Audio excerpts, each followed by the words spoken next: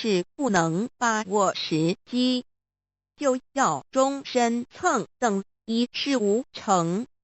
莎士比亚传播思想，无损于思想的传播者。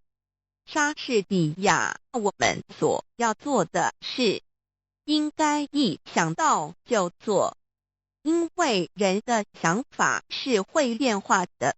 有多少舌头，多少手，多少意外，就会有多少忧郁，多少迟延。莎士比亚你写诗句，和他交换着爱情的纪念物。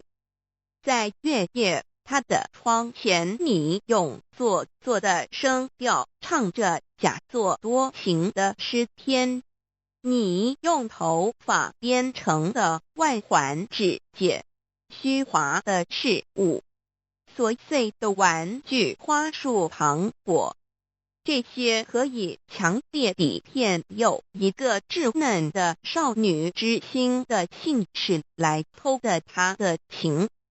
你用诡计盗取了他的心。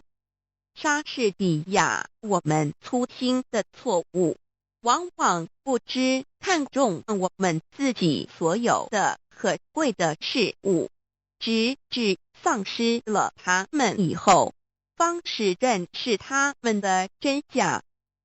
我们的无理的增贤，往往伤害了我们的朋友，然后再在他们的坟墓之前追凶哀泣。